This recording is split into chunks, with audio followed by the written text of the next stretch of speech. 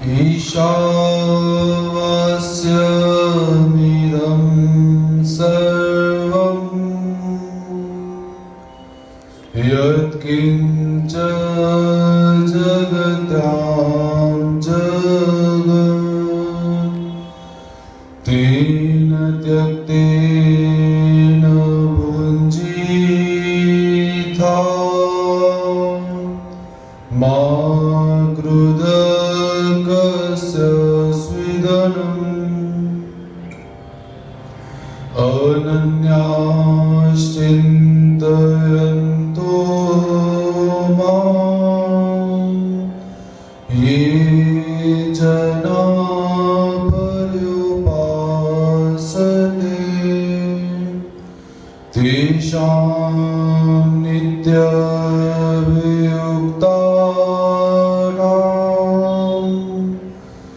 योगक्षेमं वहाम्यहम्।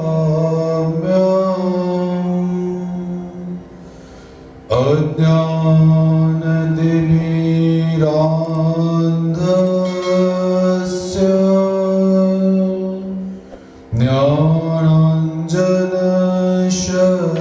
ज्ञानाञ्जनशलाकया चक्षुरुन्मीलितं येन तस्मै श्री गुरुवे नमः। श्री गोपाल कृष्ण महाराज की जय।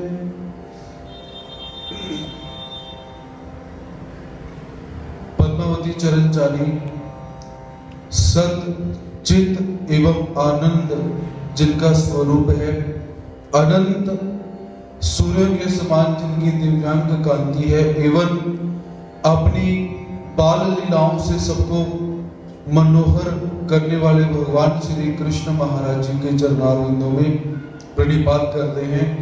तत्पश्चात चांपे के पुष्प के समान पीत एवं गौर वर्ण से जो युक्त जीवात्माओं को साध्य और साधन प्रदान करने वाले भगवान श्री चक्रधर स्वामी जी के चरणारविंदों में प्रणिपात करते हैं। तत्पश्चात संपूर्ण गुरुकुल के प्रति नतमस्तक होकर आज के सत्र में प्रवेश प्राप्त करते हैं। श्रीमद् ब्रह्म विद्या ज्ञान प्रवाह के अंतर्गत श्री उद्धव गीता ग्रंथ का हम सब यहाँ पर अध्ययन कर रहे हैं। तो पूर्व सत्रों में भगवान श्री कृष्ण महाराज जी और श्री उद्धव जी के किस प्रकार से वार्तालाप करते हैं, कैसे श्री उद्धव देव जी प्रश्न करते हैं और कैसे भगवान श्री कृष्ण महाराज जी उत्तर देते हैं, और कैसे भगवान श्री कृष्ण महाराज जी प्रश्न करते हैं और उसका उत्तर श्री उद्धव देव जी कैसा प्रदान करते हैं। ऐसे विलक्षण प्रश्नावली उत्तरावली का हम सब यहाँ पर अध्ययन कर रहे हैं। तो गत सत्र के अंदर संतों के द्वारा वस्त्र किस प्रकार का धारण करना चाहिए, इस विषय में भगवान श्री कृष्ण महाराज जी उद्धव देव को समझा रहे हैं।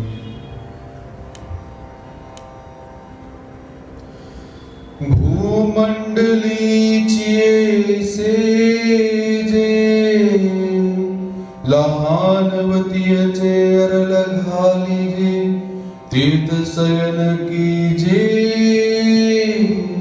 दमन सिले। और भगवान श्री कृष्ण महाराज जी शयन कैसे करना है उसके विषय में बतलाते हुए कहते हैं कि भूमि की सेज पर बारीक मिट्टी बिछाकर उस पर इंद्रियों पर विजय प्राप्त किए हुए पुरुष को निद्रा करनी चाहिए। अर्थात निद्रा कहाँ करनी है? मिट्टी की बारीक सेज पर। ना तो वहां पर कोई मखमल गद्दा परमात्मा ने बोला हुआ है, ना ही कोई चद्दर परमात्मा ने बोली हुई है, और ना ही महंगे जो कंबल हम लेते हैं, ब्लैंकेट लेते हैं, उनका विधान परमात्मा करती है। केवल अपनी इंद्रियों पर विजय प्राप्त करते हुए मिट्टी के ऊपर सोना है।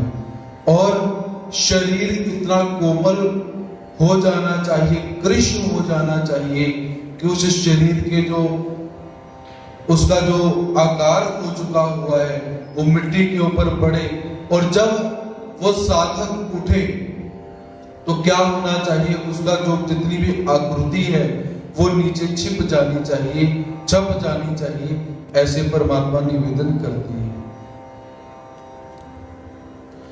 रसांचे मूल पीठ इंद्रियांची उतरवेल तेची नावे धूल कोठ रस नीचे। भगवान श्री कृष्ण महाराज जी कहते हैं कि ये उद्धव देव, सभी रसों का जो मूल स्थान है या सभी इंद्रियों का जो विश्राम स्थल है, जिसे हम जीव कहते हैं, जीवा कहते हैं, अथवा मृत्यु के मुंह में पहुंचाने वाली ये जो जीव है, इसे वश में करना चाहिए।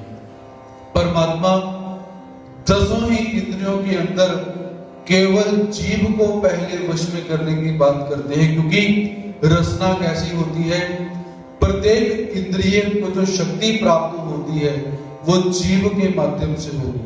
जीव जब स्वाद ग्रहण करेगी, वो भोजन पेट में जाएगा, जठराग्नि पचाएगी, उससे शक्ति पैदा होगी, ऊर्जा पैदा होगी, फिर जाकर सभी इंद्रियों को शक्ति मिलती है।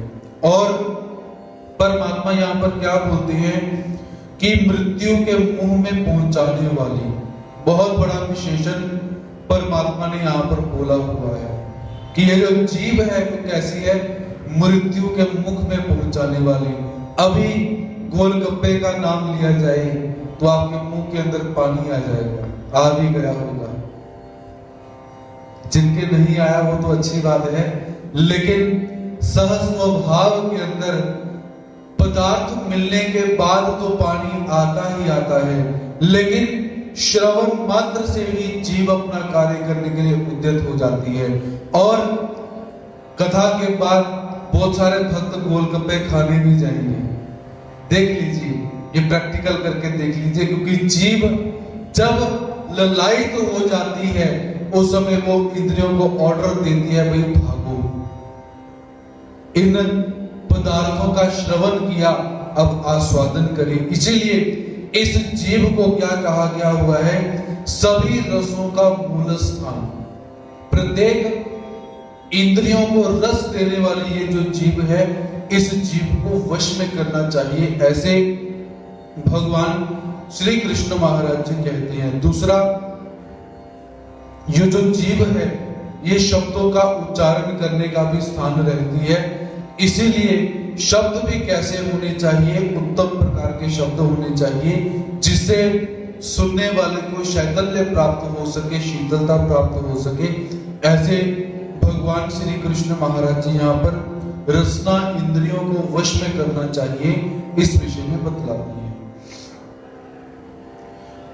जीवे जी चोरवाटे अवघडे दोनीची बोटे तेत माधुर्याची दांगटे आजोडिती धैर्याते।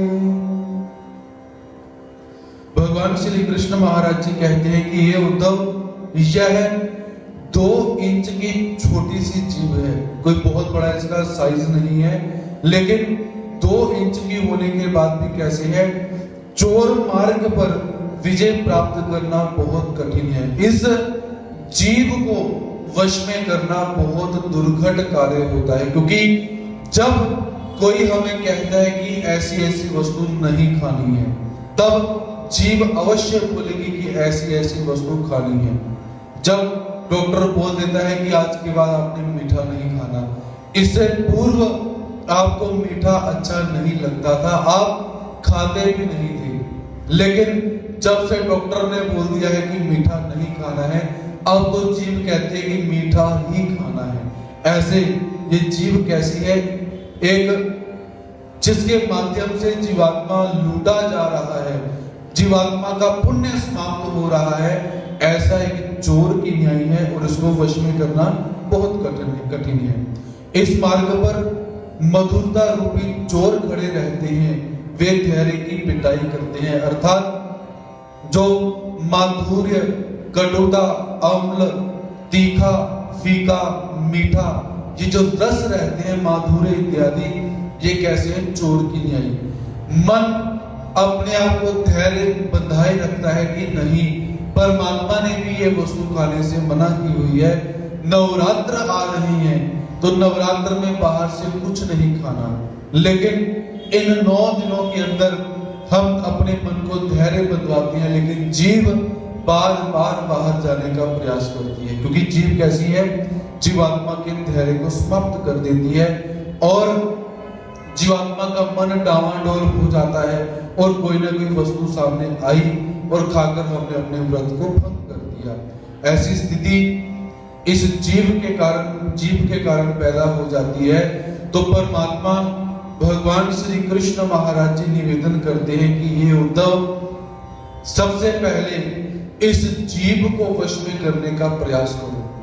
क्या खाना चाहिए, कितनी मात्रा के अंदर खाना चाहिए, कितनी मात्रा के अंदर खाया हितकारी होगा।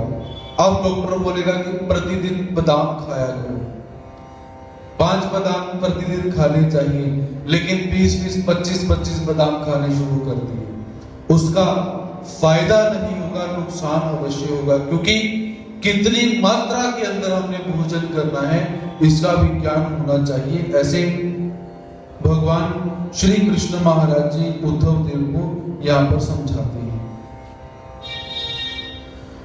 मनोनी उद्धव देवा सांडावा रसने चातड़ीवा मग्न करी नागोवा रस ढूंढूहा।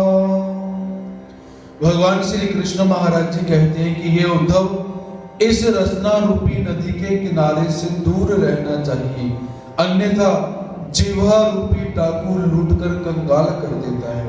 हमने जिन वस्तुओं का उपभोग नहीं किया, आस्वादन नहीं किया, तो यदि वो शास्त्र के विरुद्ध वस्तुएं कही जाती हैं तो उनसे दूर ही रहना चाहिए। जैसे आज के समय में आप लोगों ने देखा होगा कि कुछ लोग तंबाकू इत्यादि का सेवन करते हैं। उनका कोई मित्र ऐसा रहता है कि जो तंबाकू का सेवन नहीं करता है और साथ में रहते हैं, इकट्ठे रहते हैं। तंबाकू सेवन करने वाला मित्र कहता है, भाई थोड़ा सा खाकर तो देख, मैं कौन सा तुझे रोज खाने के लिए कहता हूँ, थोड़ा सा तो खाकर देख। अभी तक जीव को उस स्वाद की लत नहीं लगी है, लेकिन एक बार यदि उस तत्व को जीभ पर रख लिया तो क्या हो जाता है? बार बार उसको खाने की इच्छा पैदा हो जाती है। इसीलिए भगवान जी कहते हैं कि हे उद्धव, इस रसना रूपी नदी के किनारे से दूर रहना चाहिए। जो पदार्थ नहीं खाए गए हैं उन पदार्थों को खाने का प्रयास भी नहीं करना चाहिए, नहीं तो क्या हो जाएगा कि ये जो माधुर्य इत्यादि डाकू हैं ये तुम्हारे धैर्य को समाप्त कर देंगे और तुम अपने नियमों को तोड़ने के लिए उद्यत हो जाओगे। ऐसे भगवान श्री कृष्ण महाराज जी यहाँ पर बतलाते हैं। निराहार तेजिया वाजूटी, जब जब इंद्रिया देखाए वटी, तब तब डाडाती उठी रसना लांसी। भगवान श्री कृष्ण महाराज जी कहते हैं कि हे उद्धव देव, जैसे जैसे निराहार की लाठी से जीवा इंद्रिय की पिटाई करने पर यह जीवा इंद्रिय कैसी है? नीचनी की तरह चिल्लाना शुरू कर देती है। अर्थात जब हम इस रसना को निराहार की लाठी मारते हैं, अर्थात निराहार तात्पर्य अर्थ की बिल्कुल निराहारी नहीं हो जाना, युक्त आहार, जिस समय जो हमने खाना है उसी समय ही खाना, जितना हमने खाना चाहिए उतना ही हमने खाना है। ऐसे जब इस जीवा इंद्रिय की पिटाई युक्त आहार की लाठी से कर दी जाएगी तो यह जीवा इंद्रिय कैसी है?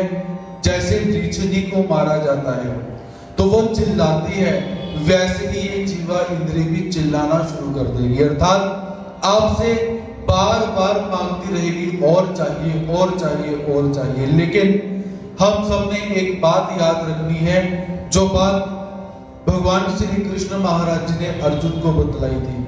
युक्त हार विहारस्य युक्त चेष्टस्य कर्मसु युक्त स्वप्नावबोधस्य योगो भवति दुःखः। तो भगवान श्री कृष्ण महाराज जी क्या कहते हैं कि हे अर्जुन, तू जो भी कार्य करता है वो कैसा है?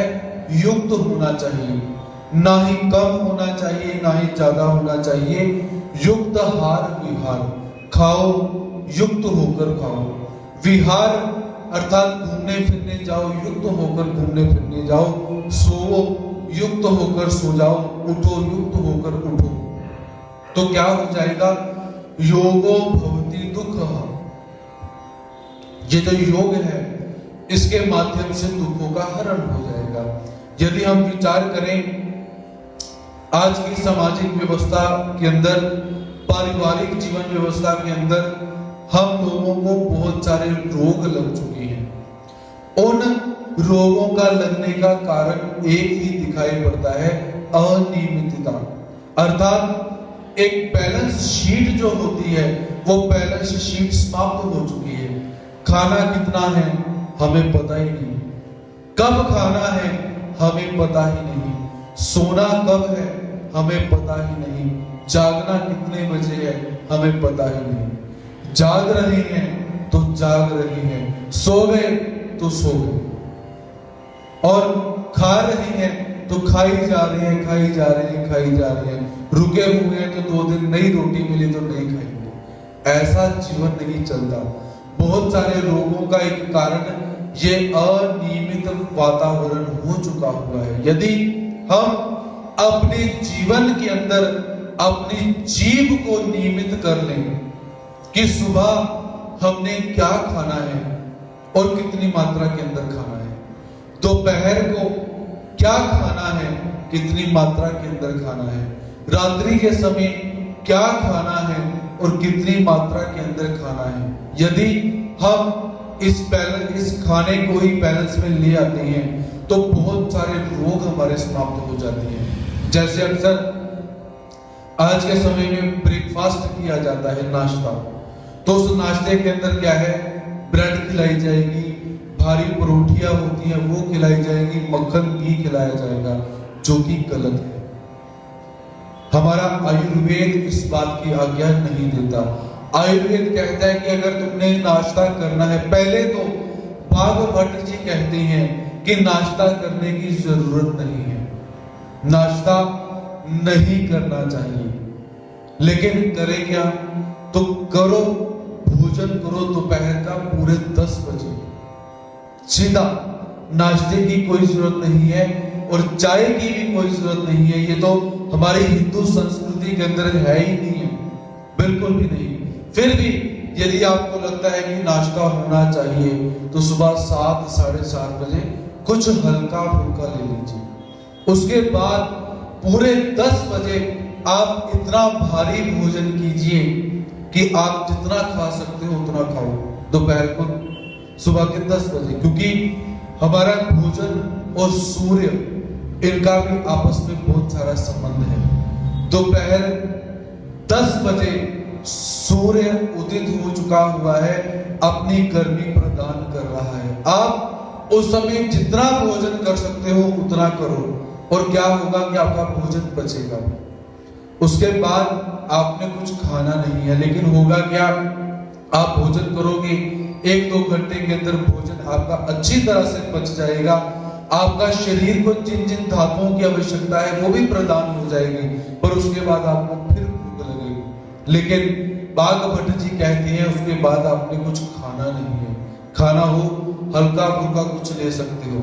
अब हमारा हल्का फुल्का क्या होता है? पिज्जा, बर्गर, न्यूडल्स, ये 4 बजे हमारा हल्का फुल्का होता है। लेकिन इन चीजों का परहेज। और रात के समय में आप जब आते हो तो रात को भी आपने भोजन कम मात्रा के अंदर ही करना है, क्योंकि उस समय सूर्य अस्त हो चुका है।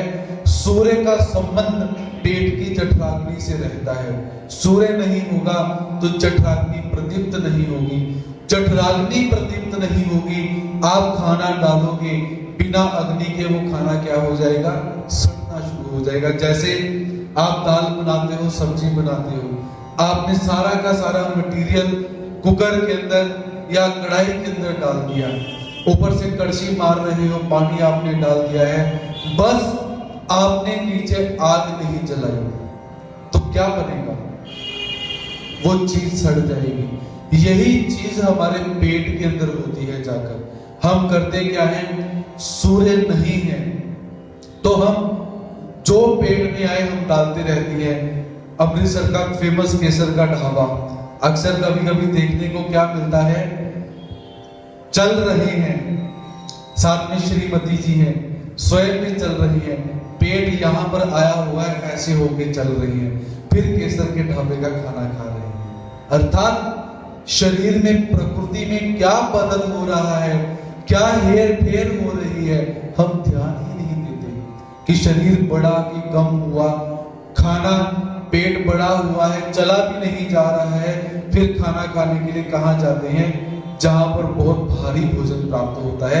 ऐसा कभी नहीं होना चाहिए, क्योंकि जब जठराग्नि आपकी शांत है, आप कुछ भी खाओगे, आप बादाम तक खा जाओ, स्वर्ण भस्म तक खा जाओ, वो बचेगी नहीं, वो कचरा बन के आपके पेट में घूमता रहेगा। इसीलिए दूसरी बात जो आचार्य बागभट्ट जी बोलते हैं अष्टांग हृदयम ग्रंथ के अंदर, कि कभी भी भोजन करने के बाद पानी नहीं पीना चाहिए। अष्टांग हृदयम में बागभट्ट जी भोजनांते विषम वारी, कि भोजन करने के बाद आपने पानी पी लिया तो होगा क्या? भोजन आप कर रहे हो, भोजन करते करते आपकी जठराग्नि प्रदीप्त हुई और जठराग्नि जली, आपने एक चपाती खाई, ऊपर से पानी आपने पी लिया, आग के ऊपर पानी गिरेगा और आग बुझ जाएगी, आपका भोजन बचेगा ही नहीं। इसीलिए भगवान जी यहाँ पर क्या बोलते हैं? युक्त आहार, कि आहार कैसा होना चाहिए? युक्त होना चाहिए। किस ऋतु में क्या सेवन किया जाना चाहिए, कितना सेवन किया जाना चाहिए, किसके साथ कौन सा पदार्थ खाना चाहिए, क्या खाना चाहिए, कब खाना चाहिए, इसका नियम होना चाहिए। फिर आप कुछ भी खाओ, आपको बचेगा जरूर। नहीं तो होगा क्या? आप गलत समय के अंदर गलत चीज खाओगे तो पहले तो वो पचेगी नहीं, अगर बचेगी तो बचने के बाद आपके शरीर को नेगेटिव ऊर्जा मिलेगी, जो नकारात्मक शक्ति होती है वो मिलेगी और आप अपनी शक्ति को गलत जगह पर प्रयोग करोगे। तो ऐसे भगवान जी यहाँ पर क्या बोलते हैं कि हे उद्धव, हे अर्जुन, युक्त आहार होना चाहिए। और शयन भी कैसे है? युक्त होना चाहिए।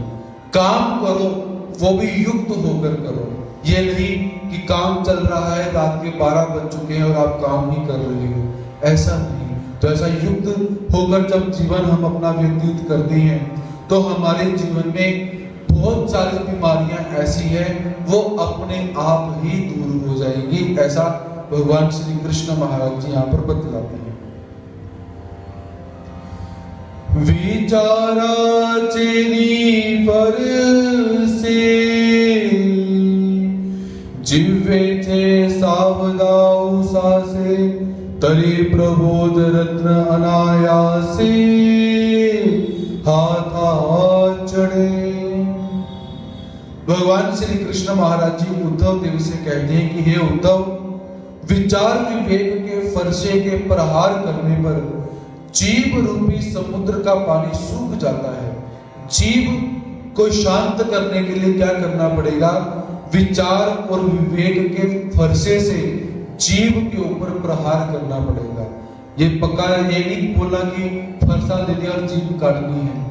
विचार और विवेक अर्थात बुद्धि से अपनी बुद्धि को समझाना है। कोई बहुत बड़ा काम नहीं है, केवल जो समझ गया वो क्या नहीं। जरूरी नहीं कि बहुत बहुत बड़ी डिग्रियां आपके पास हो और आपकी जगह के पीछे डिग्रियां लगी हो, तब जाकर आपको कोई ज्ञानी बोलेगा।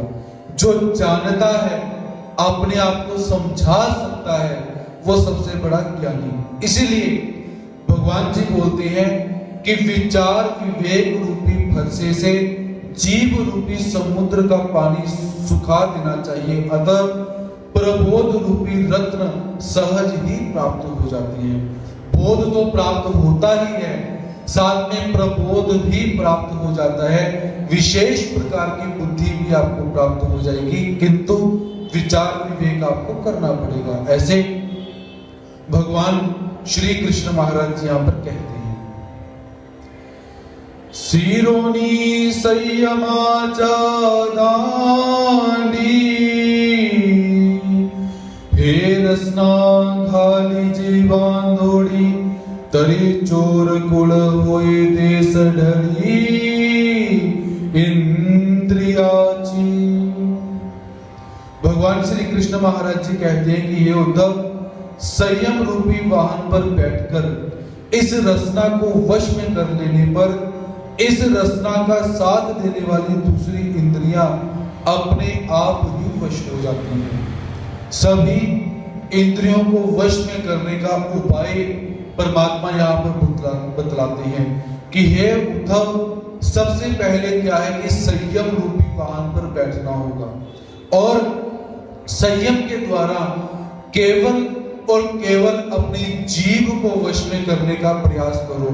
जब जीभ वश में हो जाएगी तो बाकी की बाकी इंद्रियां अपने आप अपने वश में होने का प्रयास करेंगी, अपने आप ही वश में हो जाती हैं। तो इसीलिए केवल अपनी जीभ को वश में करने का प्रयास कर, क्योंकि जीभ कैसी है, यदि सम्मान प्राप्त होता है वो भी जीभ के कारण, यदि अपमान प्राप्त होता है, किसी से कलह क्लेश हो जाता है, वो भी जीभ के कारण, परमात्मा का सानिध्य प्राप्त होता है जीभ के कारण, परमात्मा से दूरी प्राप्त हो जाती है जीभ के कारण। यदि संयम रूपी वाहन के अंदर बैठकर आप अपनी जीभ के माध्यम से युक्त आहार विहार से होकर परमात्मा का भजन करते हो तो परमात्मा का सन्निधान मिलेगा।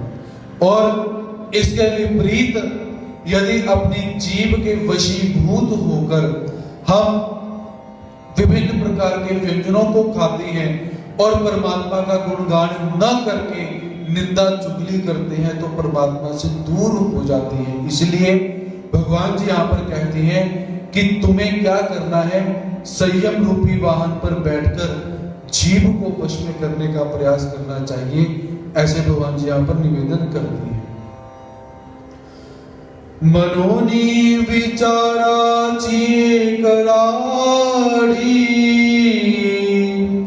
घालुनी वैराग्याची उडी करावी कोरडी या कळेवराची।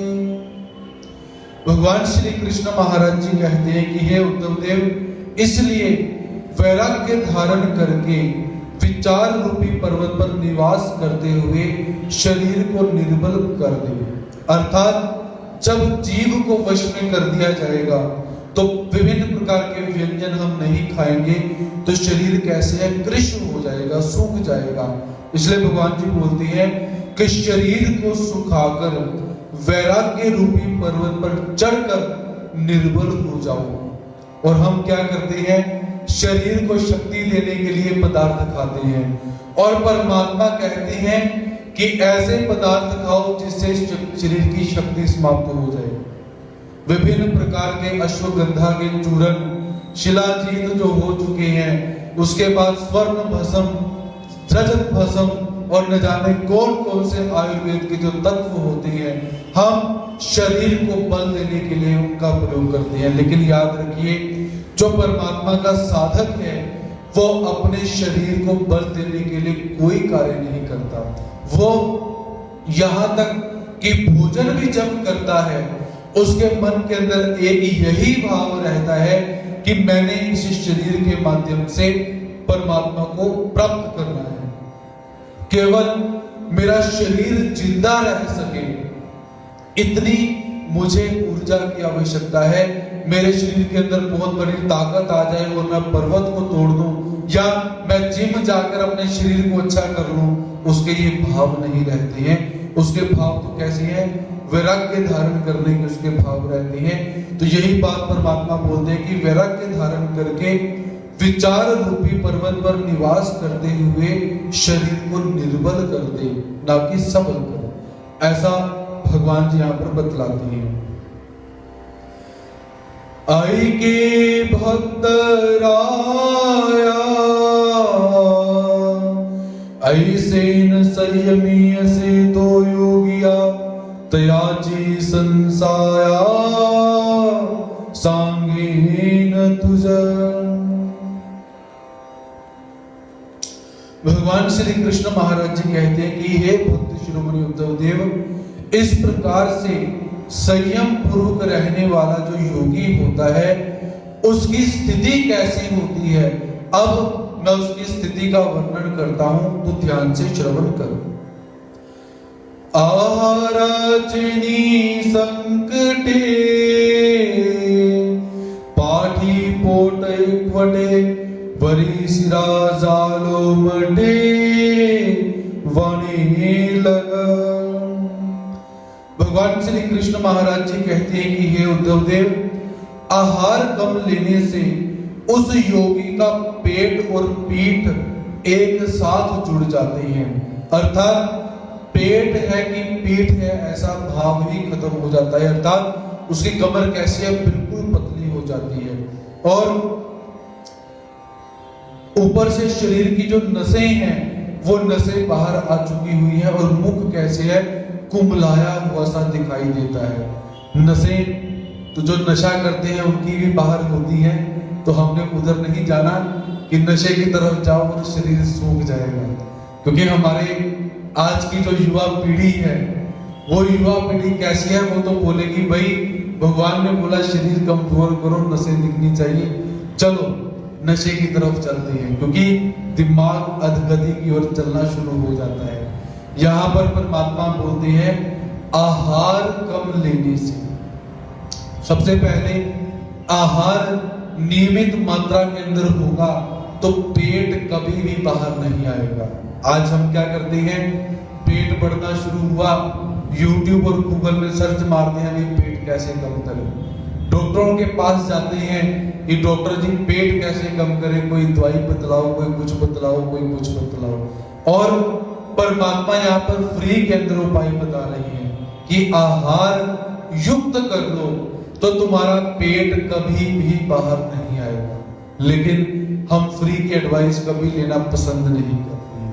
तो भगवान जी क्या कहते हैं कि जो परमात्मा को प्राप्त करने वाला साधक होता है, जिसके मन के अंदर ऐसी इच्छा रहती है कि मैं परमात्मा को प्राप्त करूं, परमात्मा को पाऊं, सबसे पहले वो अपने आहार को नियमित कर लेता है। आहार के नियमित करने से क्या है, उसका पेट और पीठ एक समान दिखाई देती है, और शरीर में इतनी नित्रांतरता हो जाती है, इतनी कमजोरी आ जाती है कि शरीर की नसें बाहर दिखाई देना शुरू हो जाती है, और मुख कैसा है, कुमलाना शुरू हो जाता है। जठराग्नि चाऊ बाळा उघडे मीद मांसाचा गोळा ठाऊ नलवे डोळा खोलपणी। परमात्मा अपने विरह में सूखे हुए भक्त की स्थिति का वर्णन करते हुए कहते हैं कि हे उद्धव, जठराग्नि की गर्मी से उसके शरीर का मेद मांस सूख जाता है और उसकी आंखें कैसी हैं, अंदर चली जाती हैं। जब उसे भूख लगती है तो भूख लगने के पश्चात क्या है, वो अधिक मात्रा के अंदर भोजन नहीं करता। तो भूख लगने से क्या होगा, जठराग्नि प्रदीप्त हो जाएगी, जठराग्नि जलेगी, लेकिन खाने के लिए उसने अपने शरीर को कुछ नहीं दिया। तो क्या हो जाएगा, उसके शरीर की जो सप्त धातुओं में से मेद और मांस धातु होती है वो जलना शुरू हो जाती है, जिसे आप बोलते हो चर्बी। चर्बी जो होती है वो अपने आप जलना शुरू हो जाती है, और उसका शरीर पतला होना शुरू हो जाता है, उसकी आंखें कैसी हैं वो भी अंदर धस जाती हैं। ऐसी स्थिति परमात्मा के भक्त की अपने आप ही सहज स्वभाव से हो जाती है। अस्ति यंत्र कीड़ कीड़ी संधि कड़ा सुकड़कड़ी चालता गड़बड़ी चरण द्वय। और परमात्मा अपने भक्त की शरीर की स्थिति का वर्णन करते हुए कहते हैं कि जो भक्त मेरे वियोग में आचरण करता है, चर्या करता है, उसकी स्थिति कैसी हो जाती है। हड्डी के पिंजरे की कड़कड़ आवाज आती है। वो भक्त जब बैठता है तब कड़कड़ की आवाज आती है, कटकट की आवाज आती है। जब वो चलता है तब उसके जोड़ों से, जो जितने जोड़ हमारे शरीर के अंदर हैं, उसे कटकट की आवाज आती है। और क्या है, हड्डियों के जोड़ों की आवाज से शरीर की जो नित्राणता है उसको जाना जा सकता है। और चलते हुए उसके पैर कैसे हैं, कोई कदम आगे बढ़ता है, कोई कदम पीछे बढ़ता है, अर्थात लड़खड़ाते हुए वो परमात्मा का साधक चलता है। ऐसी नित्राणता उसने अपने शरीर की कर दी हुई है। अब आप लोग बोलोगे ये कटकट की आवाज तो हमारे घोटों से भी आती है भाई, तो क्या हम परमात्मा की चर्यावंत हो गए? तो आपके घोटों में जो कड़कड़ की आवाज आती है वो कोई दूसरी कमजोरी है। वो दवाइयां खाने के बाद भी कमजोरी जो रह गई है वो आती है। अपने आप को भगवान का भक्त मत समझ लेना। और कुछ लोग ऐसे होंगे कि नशा करने के बाद लड़खड़ाते हैं और वो बोलेंगे कि परमात्मा के भक्त के लक्षण है, कहीं हम सुरापान करके परमात्मा के भक्त तो नहीं बन गए। तो ऐसा विचार बिल्कुल नहीं करना। परमात्मा सही रास्ते से अपने शरीर को कैसे नित्राण करना है वो बतला रहे हैं, गलत तरीके से नहीं। काढ़ती भुजायुगले जिरती कपोड़े सर्वांगे होती विकड़े निबड़पने। भगवान श्री कृष्ण महाराज जी कहते हैं कि उद्धव, जो भक्त मुझे प्राप्त करने के लिए युक्त आहार विहार से चलता है उसके हाथों में भी शक्ति नहीं रहती, मस्तक उसका बैठ जाता है, कमजोरी से उसका जो शरीर है वो कैसा है, डगमगा रहा है, ऐसा प्रतीत होता है कि वो भक्त चल भी नहीं सकता। जो भक्त चल भी नहीं सकेगा वो किसी से मांगेगा क्या, और सुख वैभव की वस्तु वो क्या मांगेगा। जिसने भोजन के ऊपर ही नियंत्रण कर लिया वो दूसरी वस्तुओं को क्या मांगेगा। अर्थात परमात्मा का ये जो चर्यावंत है ये उत्तम कोटि की चर्या के द्वारा परमात्मा को प्राप्त करने के लिए उद्यम कर रहा है। तया प्रीत साया चापा खाड़ू रंगपना जाऊ जाड़ू तो दिसे विक्राड़ू निहारिता। उस योगी का शरीर कैसा हो जाता है, इस विषय में परमात्मा बोलती है कि ये उद्धव, उस योगी का शरीर मृतक जैसा दिखाई देता है, गर्मी का प्रकाश उसके शरीर पर दिखाई देता है और वो इतना विकराल हो जाता है कि उसको देखकर भी डर लगता है। जैसे आप लोगों ने मृत व्यक्ति का शरीर देखा होगा, सभी ने देखा हुआ है। तो जब किसी की मृत्यु हो जाए तो मृत्यु होने के बाद क्या है, उसका शरीर सूखना शुरू हो जाता है और वो इतना भयंकर दिखाई देता है कि हम देखना भी पसंद नहीं करते, देखकर घबरा जाते हैं। तो वो साधक जो जीवित है वो जीवित रहते हुए अपने आप को मृत प्राय कर देता है। परमात्मा के लिए अपने शरीर की स्थिति कैसी कर देता है कि जैसी स्थिति मरने के बाद हो जाती है, आंखें धंस जाती हैं, जो शरीर का बाकी का मेद मांस है वो बिल्कुल कमजोर हो जाती है, नाड़ियां दिखाई देना शुरू हो जाती है, चमड़ी जो है वो बिल्कुल ढीली पड़ जाती है। ऐसी स्थिति वो अपने जीते जी ही कर लेता है। ऐसा परमात्मा का जो उत्तम चर्याबद्ध रहता है, ऐसी चर्या के द्वारा परमात्मा को प्राप्त कर लेता है। तयामलनी सी धरणी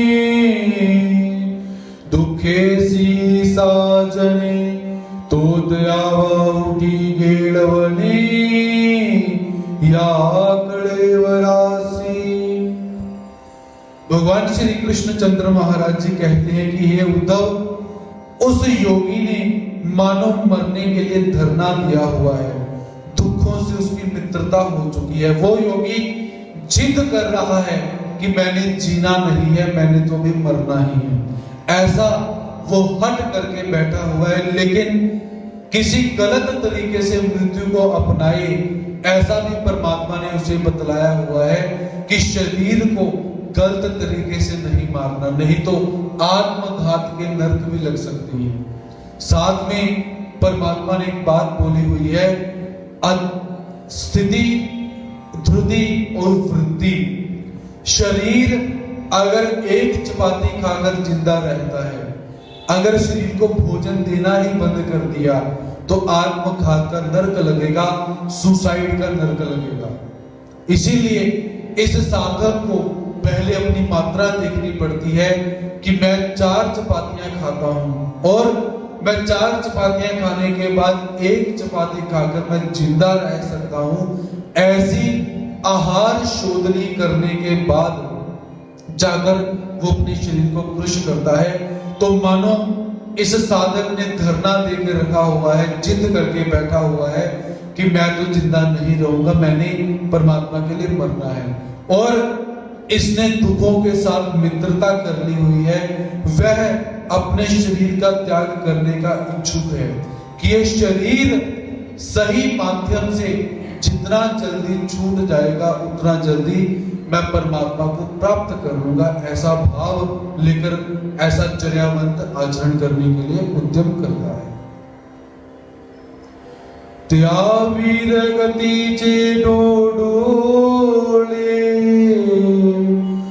महातपाचे साहुळे मनुनी तुआही दमनशिले ऐसे आंची होवे।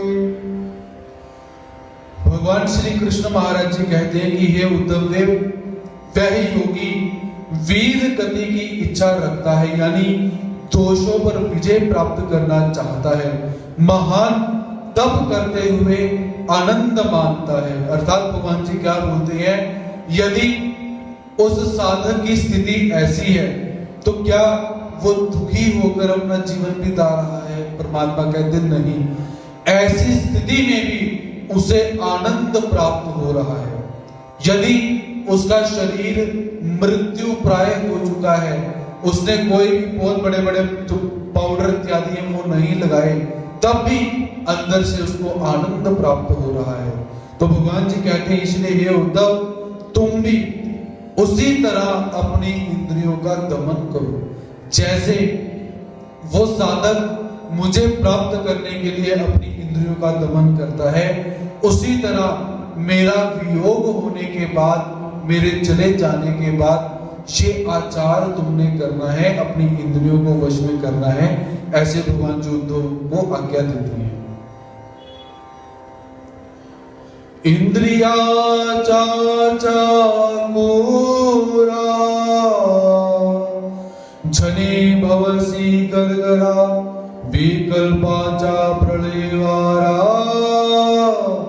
आपन्या लगो निधि। भगवान श्री कृष्ण महाराज जी कहते हैं कि हे उद्धव, कहीं ऐसा ना हो जाए कि इंद्रियों के चक्र पर चढ़कर तू उसमें घूमना शुरू कर दे। कहीं इंद्रियां तेरे ऊपर इतनी हावी ना हो जाए कि तू इंद्रियों के वशीभूत हो जाए। इसलिए इंद्रियों का दमन करो, इंद्रियों को सुखाओ। उसी तरह विकल्प जो है वो भी तेरे जीवन के अंदर ना आ जाए, तू परमात्मा को छोड़कर देवता भक्ति में चला जाए, ऐसा विकल्प रूपी जो तूफान है वो भी तेरे जीवन में ना आ जाए, ऐसा तुमने रहना है। विकार की भी शून्यता करनी है और विकल्प की भी शून्यता करनी है, ऐसा भगवान श्री कृष्ण महाराज जी उद्धव को यहाँ पर बतलाते हैं। प्रमाणुचिए भूमि के जे तुले दृश्य जात पाके, ते तुले जान लटके मायामय। भगवान श्री कृष्ण महाराज जी कहते हैं कि हे उद्धव, इस संपूर्ण भूमि पर जितने भी पदार्थ दिखाई दे रहे हैं ये सब कैसे हैं?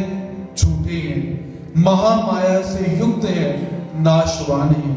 इसीलिए तो इन सभी पदार्थों को कैसे है, इन सभी पदार्थों को माया जाल समझकर इनसे दूर रहकर तो अपना जो इंद्रियों का दमन करने का कार्य है उसको किया कर। आत्मलोहा दर्पणी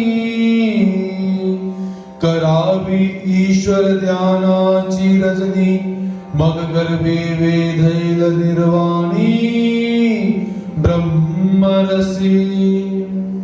भगवान श्री कृष्ण महाराज जी कहते हैं कि ये उद्धव, लोहा रूपी आत्मा के दर्पण को ईश्वर ध्यान रूपी राख से घिसने पर वह साफ होगा।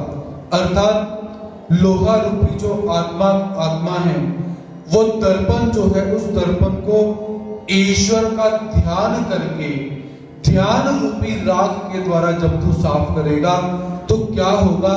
उस दर्पण में ईश्वर की प्रतिमूर्ति दिखाई देगी, ईश्वर की मूर्ति प्रतिबिंब तुम्हारे हृदय पर आ जाएगी। इसीलिए सबसे पहले क्या है, आचरण के द्वारा अपनी आत्मा की शुद्धता करनी चाहिए, ऐसा भगवान जी यहाँ पर बतलाते हैं। समदमाचा करुणी मेळावा, इंद्रियाचा बिघडई जिनावा, मग ब्रह्म साक्षात्कारे देगावा, तुझ मी करीना। भगवान श्री कृष्ण महाराज जी उद्धव को आचरण बतलाते हुए कहते हैं कि ये उद्धव देव, शम अर्थात अंतःकरण का निग्रह करके, दम अर्थात बाह्य इंद्रियों का दमन करके क्या हो जाता है कि इंद्रियों की जो सेना है, उस सेना का जो सेनापति है अर्थात जीव, वो सेनापति से रहित हो जाता है। और जिस सेना का सेनापति मर जाता है उस सेना पर विजय प्राप्त की जाती है। इसलिए शम अंतःकरण के निग्रह के माध्यम से, दम बाह्य इंद्रियों के दमन के माध्यम से अपनी जीव रूपी सेनापति को मार डालो और उससे क्या हो जाएगा? जीव को वश में करने पर सारी की सारी इंद्रियां अपने आप वश में हो जाएगी और तू विजय को प्राप्त कर जाएगा। उसके उपरांत तुझको ब्रह्म स्वरूप का दर्शन मैं करवा दूंगा। तो इसीलिए मुझे प्राप्त करने के लिए इतना आचरण तुझे करना ही पड़ेगा। तेत होसियारूडू तरी चिनोनी विघ्नाचा गडू, कैवल्याचा शेजारी बहुडू होईल तुझ। भगवान श्री कृष्ण महाराज जी कहते हैं कि हे उद्धव देव, हमारी आज्ञा का पालन करते हुए दोषों पर विजय प्राप्त करोगे, उस समय तुम्हें कैवल्य स्वरूपी आनंद प्राप्त हो जाएगा। अर्थात सबसे पहले क्या है, मेरी आज्ञा का पालन करना और साथ में दोषों पर विजय को प्राप्त करना। जब जीवात्मा इन दो कार्यों को कर लेता है तो दो कार्यों को करने से क्या है, परमात्मा का जो कैवल्य धाम है, परमात्मा का आनंद है, वो अपने आप ही प्राप्त हो जाता है। तव उद्धव देवो मणे जी माझी अंगवणे, आचार दुर्गौ पेणे हो भवेना। उद्धव देव जी दत्त चित्त होकर परमात्मा के द्वारा बतलाए हुए आचरण को श्रवण करते हैं और सुनने के बाद भगवान श्री कृष्ण महाराज जी को कहते हैं कि हे प्रभु, आपके द्वारा बतलाए हुए आचार रूपी किले पर चढ़ना मेरी शक्ति से बाहर है। हे प्रभु, आपने जो भी बोला कि ऐसा करो वैसा करो, इंद्रियों का दमन करो, युक्त आहार विहार से युक्त हो जाओ, ऐसा करो वैसा करो, ये करो वो करो, वो बातें बिल्कुल ठीक है, आपने कही मैंने सुनी, बहुत अच्छी बात है, लेकिन मैं ऐसे कठिन आचार को करने में असमर्थ हूं। मेरे अंदर इतनी शक्ति नहीं है कि मैं ऐसा आचार कर सकूं। ऐसा उद्धव देव जी परमात्मा से बोलते हैं। कमलनलाचिय सांकळे ऐरावतु कवनाकळे मूंगिये केवी पोटाळे महदाकाश। उद्धव देव जी कहते हैं कि ये प्रभु, कमल के फूल की डंडी से निकले हुए तंतु से, अर्थात कमल का जो फूल की डंडी होती है उसको जब तोड़ा जाता है तो उसमें एक तंतु निकलता है, जैसा एक धागा होता है वैसा एक कोमल सा भाग तंतु निकलता है। तो उद्धव कहते हैं कि ये प्रभु, उस कमल के फूल की डंडी से निकले हुए तंतु से क्या हाथियों के राजा जो ऐरावत है उसे क्या वश में किया जा सकता है? अर्थात नहीं। या एक छोटी सी कीड़ी बड़े आकाश को पेट से नहीं निपटा सकती है? अर्थात कभी नहीं। चींटी बोले कि मैं पूरे आकाश को अपने पेट में संभालूं, तो क्या यह संभव है?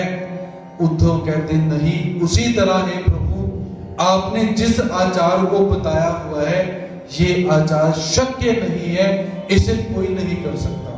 वास्तविकता है इस आचार को कोई भी नहीं कर सकता, लेकिन जब परमात्मा की कृपा रूपी वरद हस्त किसी के सिर के ऊपर आ जाए, जब कोई सुख योगेंद्रिय बन जाए, तब वो इस आचार को कर सकता है, नहीं तो सामान्य व्यक्ति के बस की बात नहीं।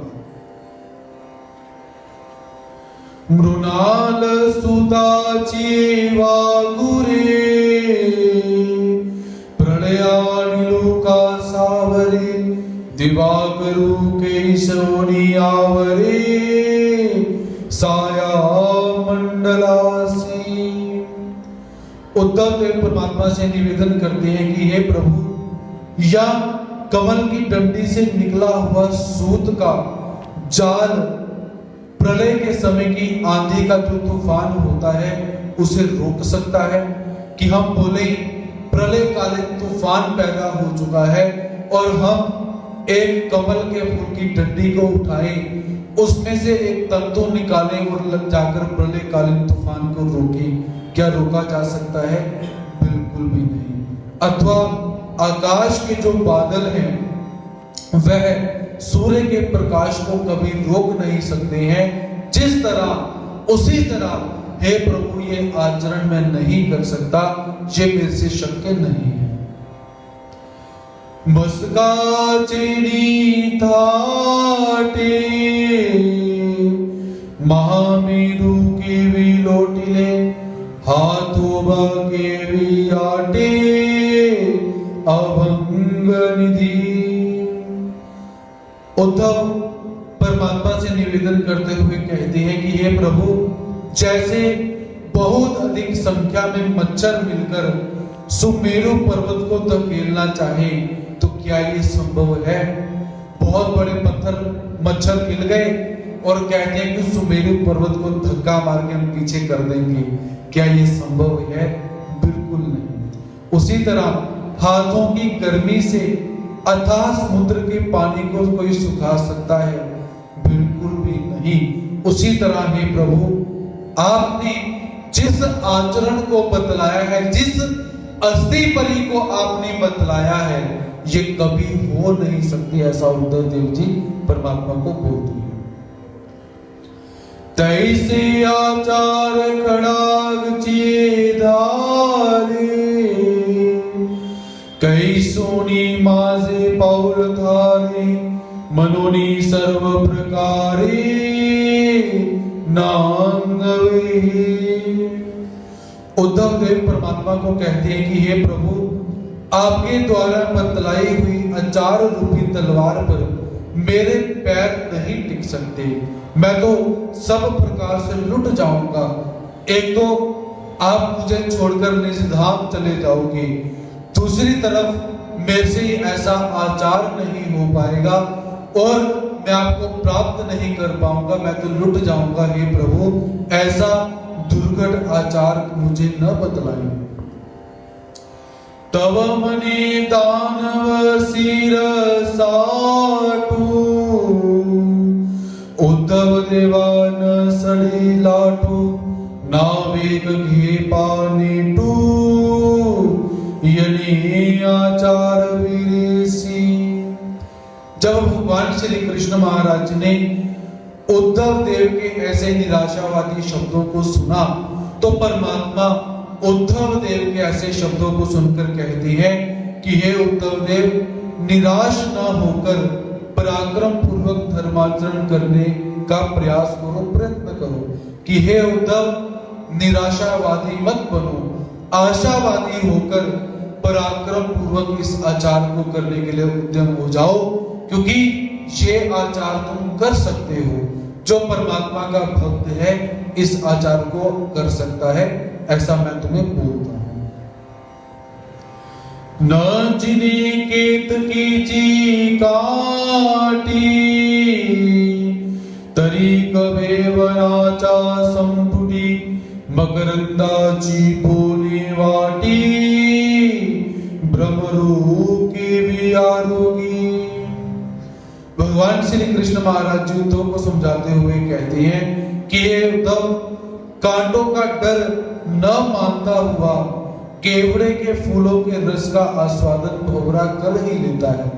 भंवरे को अवगत है कि फूलों के पास कांटे भी रहते हैं और उनके डर को साइड पर रखकर वो पुष्पों के पास जाकर उसका आस्वादन कर ही लेता है। यदि भ्रमर कांटों के डर से केवड़े के पुष्प पर नहीं जाता है तो उसे सुगंध और पराग कभी प्राप्त नहीं हो सकता।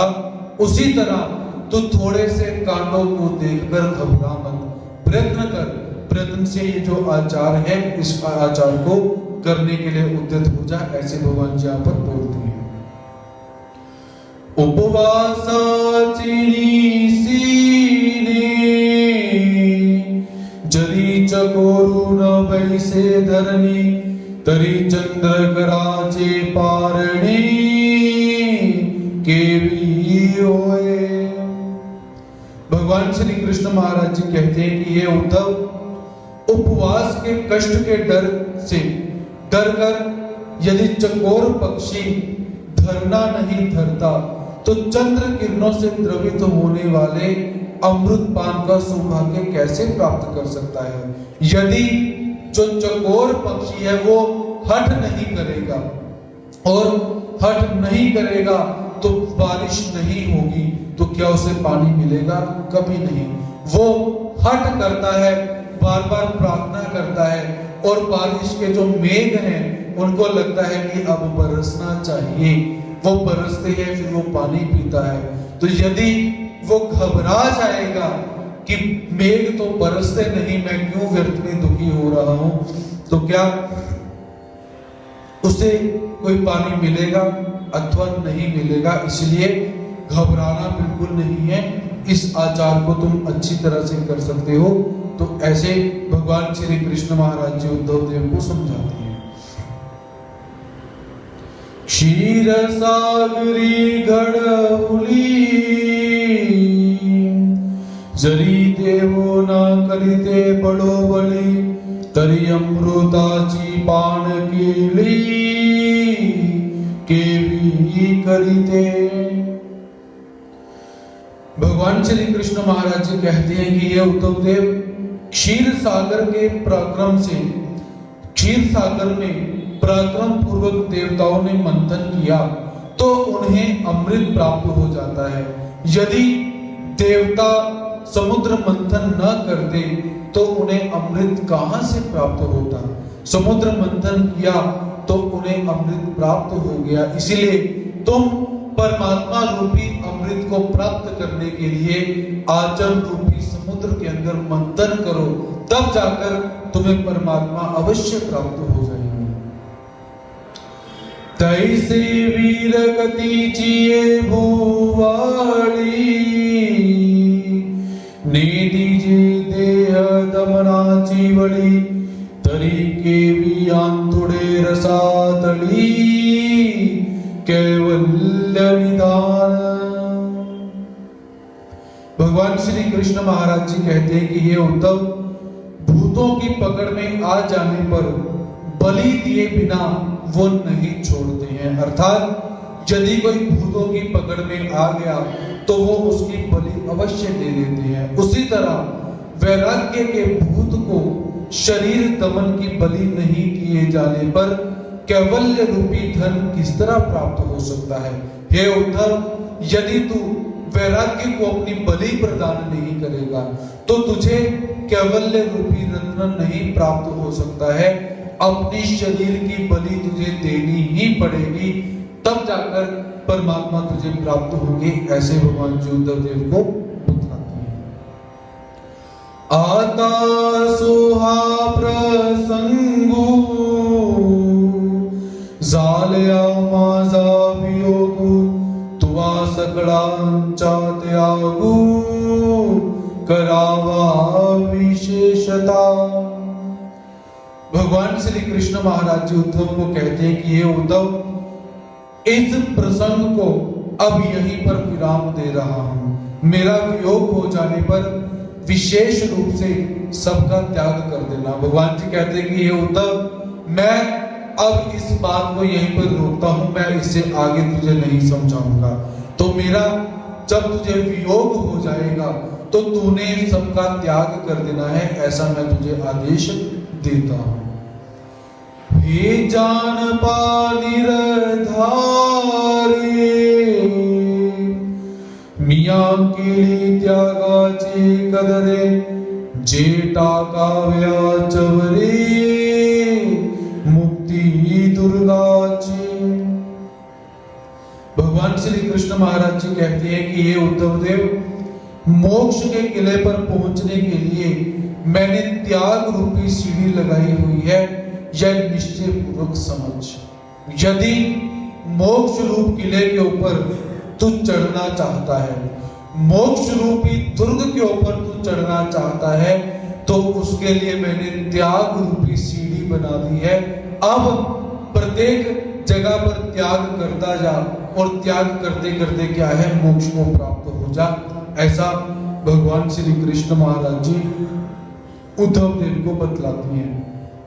तो इस प्रकार भगवान श्री कृष्ण महाराज जी का और भक्त शिरोमणि उद्धव देव जी का तत्व से युक्त, आचरण से युक्त और नीति से युक्त संवाद का हमने यहाँ पर अध्ययन किया।